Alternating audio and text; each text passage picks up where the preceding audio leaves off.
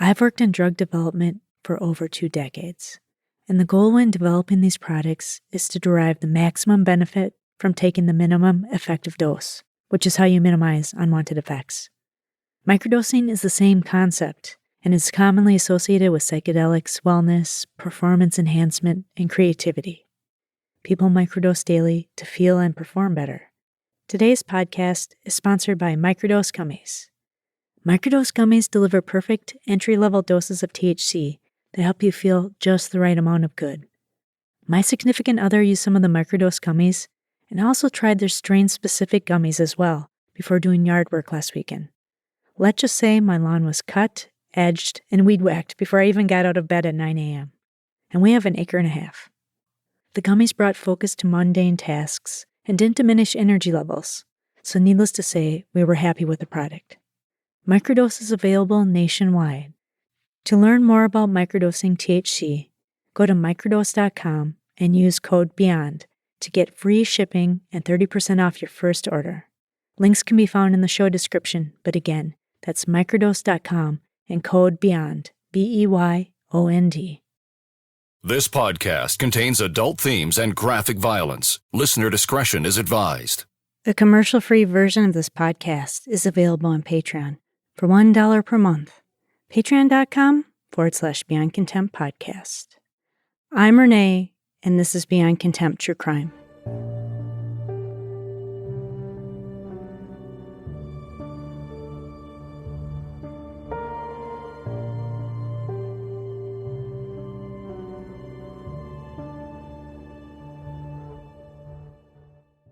Sexual assault in the military is very common.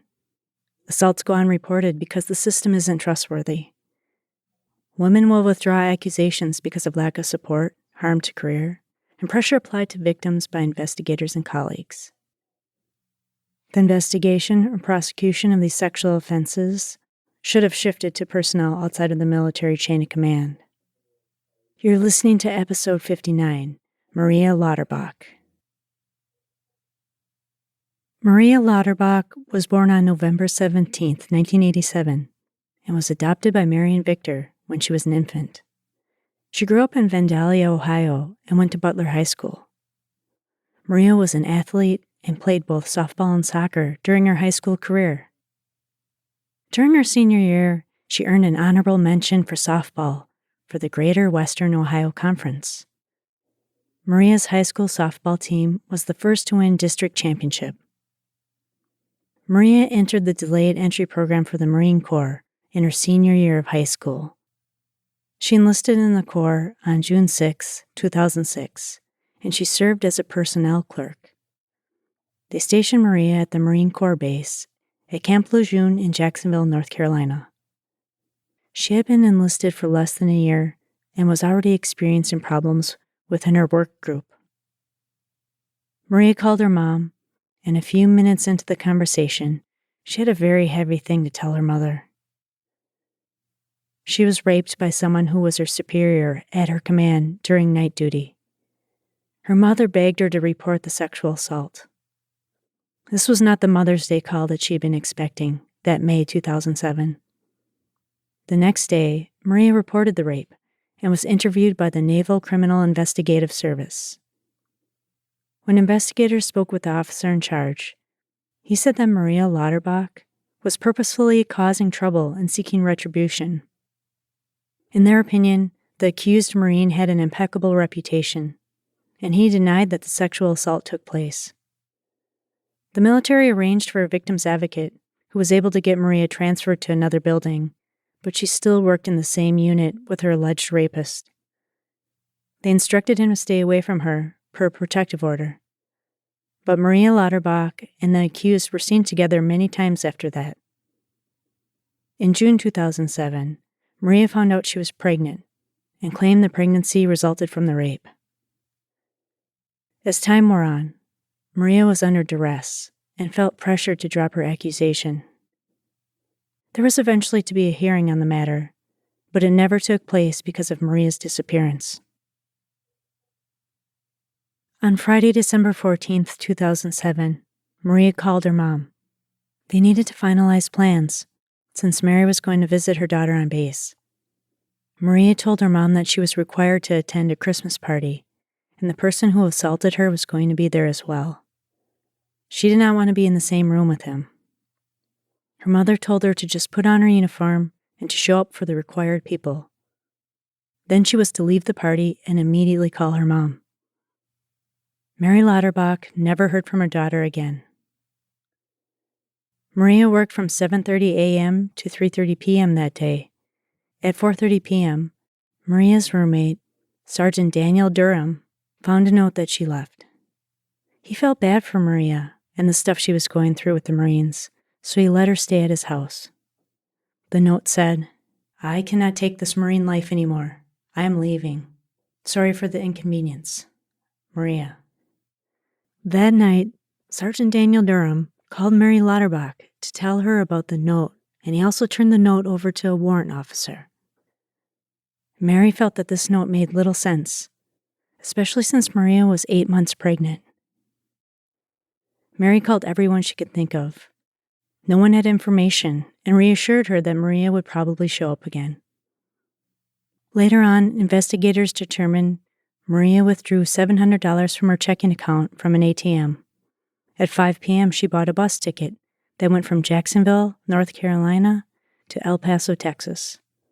The person working the bus ticket window confirmed seeing Maria, and she was the last witness to have seen her alive. Mary reported her daughter missing to the Jacksonville police on December 19, 2007. Police promised they would do everything in their power to find her. They told her to sit tight and stay close to her home in Ohio. Mary waited for updates from authorities when she received an incoming call from her daughter's cell phone on December 20th. It was a man's voice on the other end of the line. He had a flat tire and was walking down the road when he found this cell phone on the side of the road.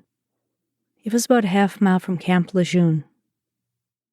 Mary asked the man to take the phone to the police station, which he did. She repeatedly asked the Marines to look into the disappearance of her daughter, but little was being done.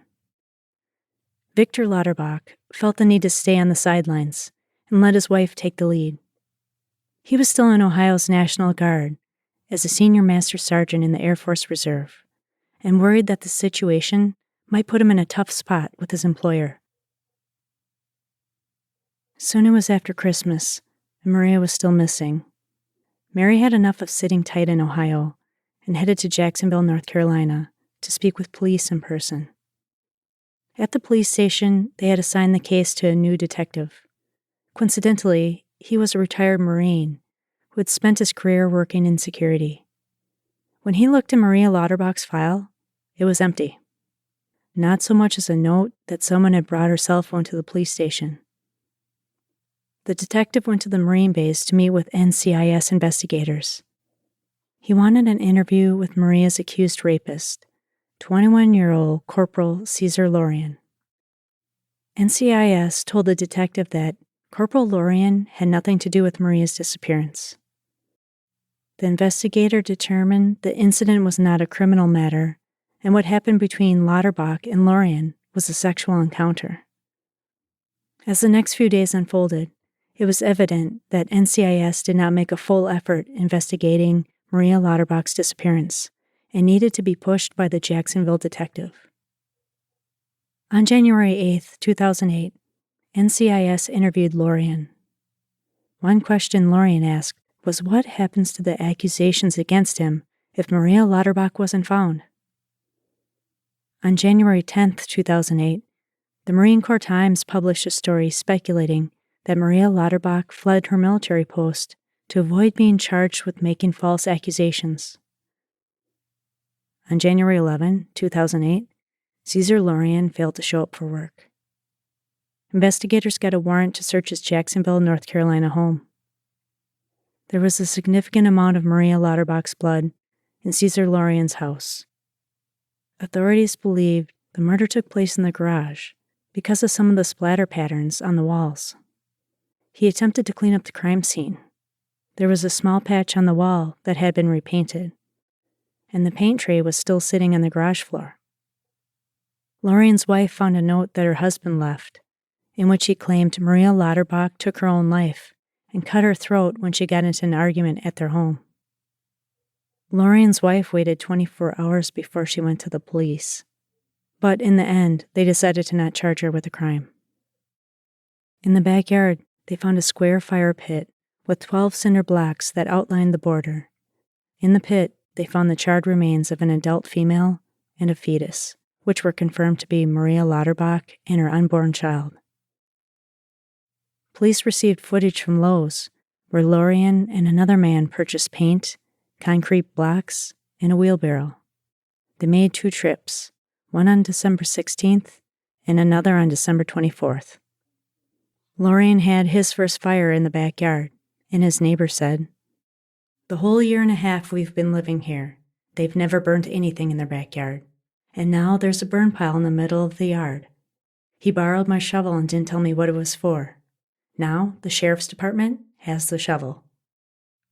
Someone tried to use Maria's credit card in an ATM on December 24th, 2007.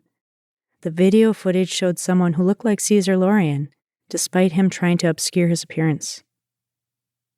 They eventually released autopsy results and determined that the 4-inch wound found on Maria's neck was not fatal. The wound might have happened post-mortem. Her death was caused by blunt force trauma to the head.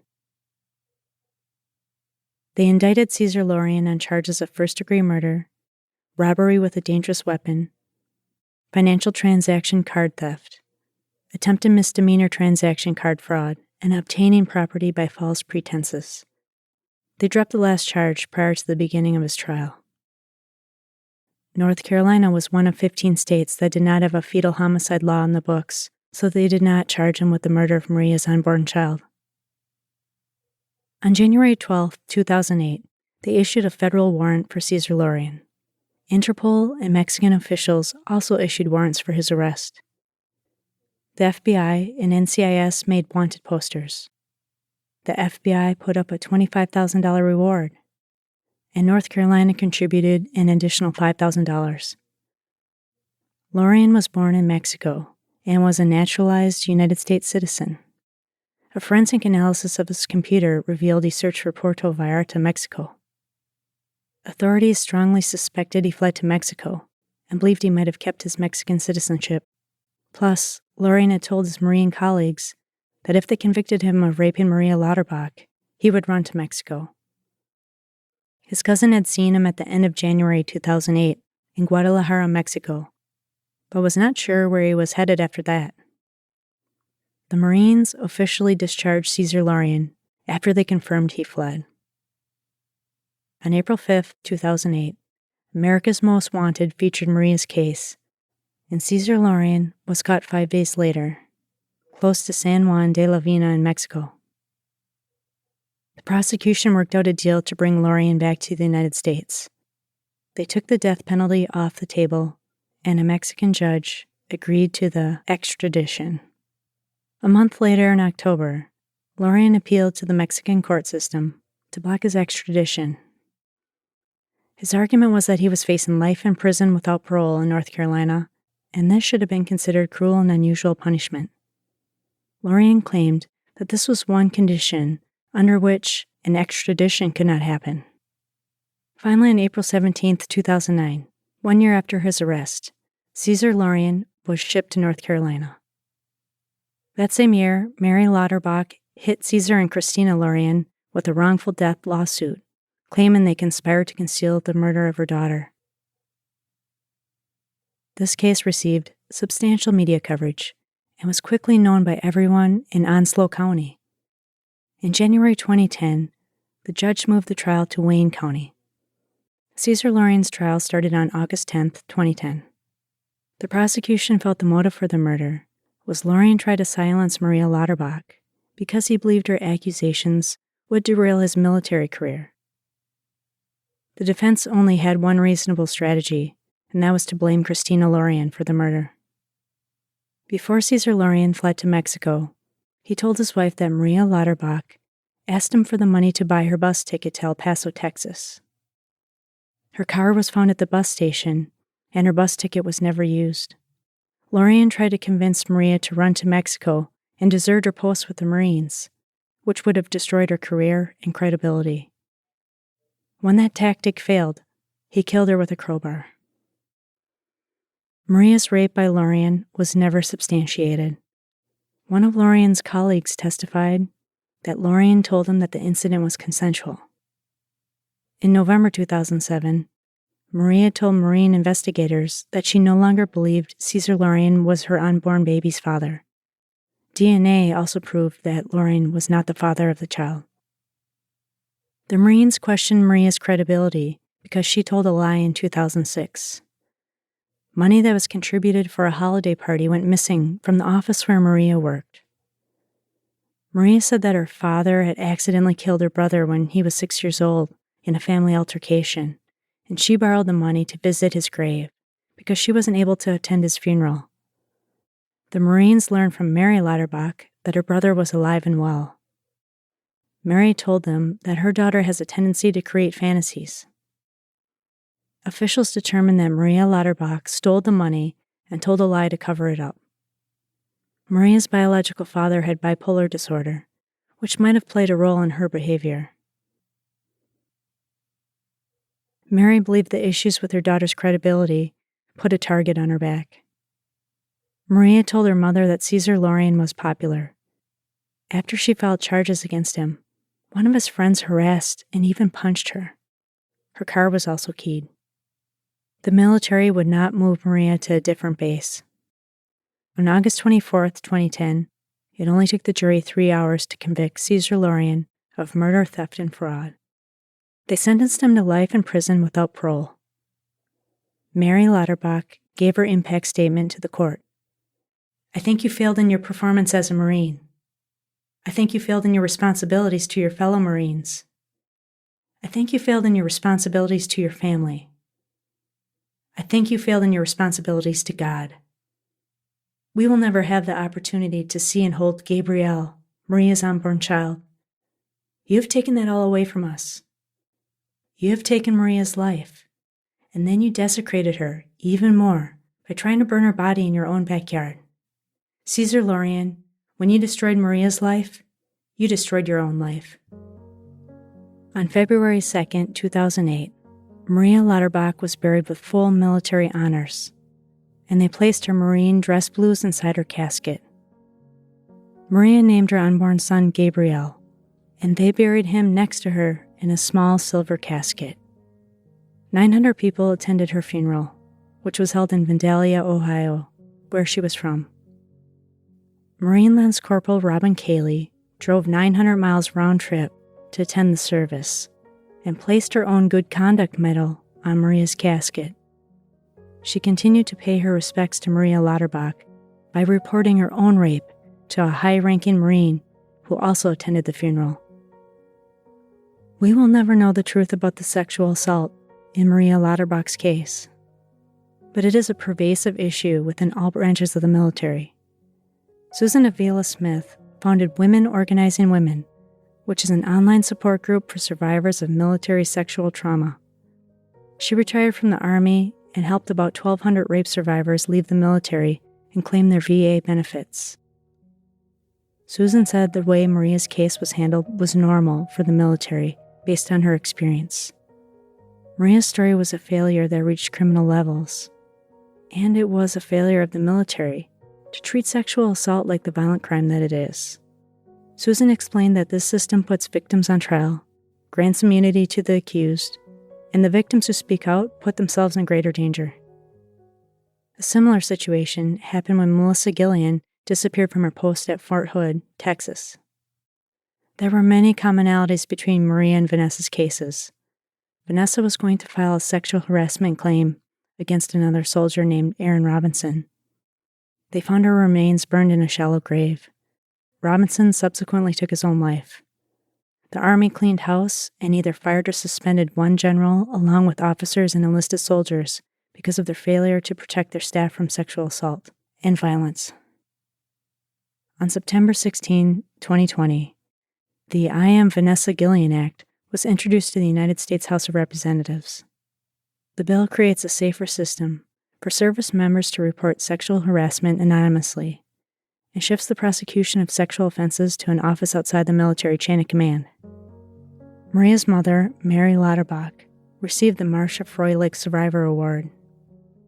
This award honors women who embodied Froelich's spirit of survivorship, resilience, and generosity. Before her death, they denied Maria Lauterbach a base transfer after accusing Cesar Laurean of sexual assault. After Maria's death, Mary Lauterbach worked to change military policies around rape and sexual violence. She testified at hearings before the United States House Subcommittee on National Security and Foreign Affairs. Maria's death led to the Defense Strong Act, passed by Congress in 2011, which included an expedited transfer policy for victims of sexual assault. Mary Lauterbach continues to share her daughter's story. Thank you so much for joining me for this episode of Beyond Contempt. Please visit beyondcontemptpodcast.com for the links to the sources and music used in this episode. Research, writing, editing, audio production, and sound design were performed by me, Renee. I want to thank patrons Marshall N. and Meredith V. Thank you for supporting the show.